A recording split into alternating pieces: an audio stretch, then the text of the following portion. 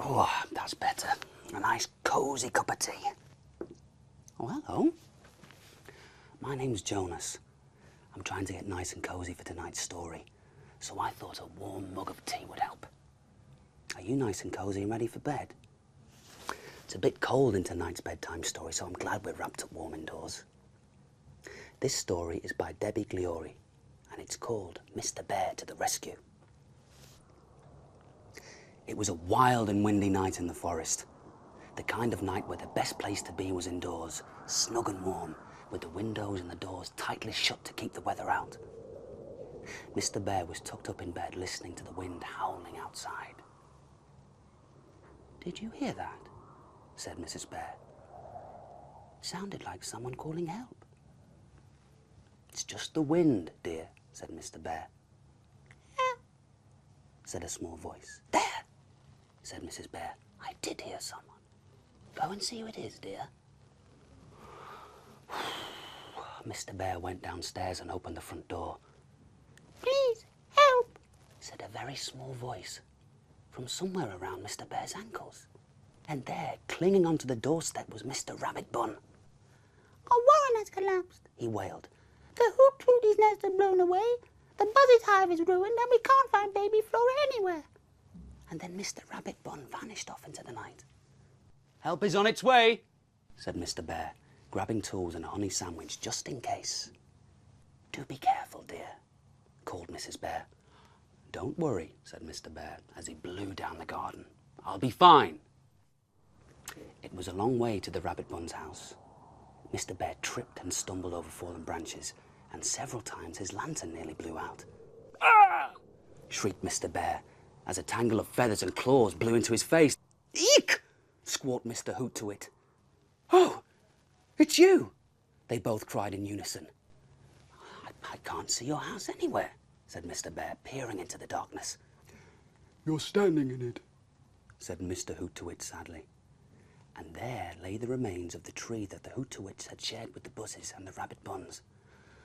"Oh, Mr. Bear, thank heavens you've come," cried a voice. "Please can you help us find Flora? And can you fix our hive? "And mend our nest." Mr. Bear found himself surrounded by rabbits, owls and bees. "Help," thought Mr. Bear. "What on earth am I supposed to do?" He scrabbled around in his toolkit and found his honey sandwich. A brilliant idea occurred to him. "What's that for?" asked one of the small Rabbit Buns. "Glue," said Mr. Bear, peeling the sandwich apart. Hive glue, in fact. "Look, I'll spread a little here and another little dot up there." "And end up in a sticky mess," groaned a small Buzz. "Oh dear," said Mr. Bear. "Mrs. Bear will fix that. She's very good at that sort of thing." "And what about my nest?" said Mr. Hoot-to-It. "Well, let's see," said Mr. Bear, picking it up. And then the nest fell apart in his paws. "Oh," Mrs. Hoot-to-It sighed. Yes," said Mr. Bear. "Mrs. Bear will knit you another one in no time." The animals put the sticky hive and the broken nest into Mr. Bear's toolkit. Just as the heavens opened, rain poured down through the trees and the animals ran for shelter. Mr. Bear's lantern hissed and then fizzled and then went out. "How will we ever find Flora now?" wailed Mrs. Rabbit Bun. And Mr. Bear anxiously looked up to the sky. "Good grief," he cried. "I found her!" And there, high in the branches of the sheltering tree, was a tiny rabbit, wrapped in a blanket and fast asleep. "I'll just climb up and get her," said Mr. Bear. "What a hero you are!" sighed Mrs. Rabbit Bun.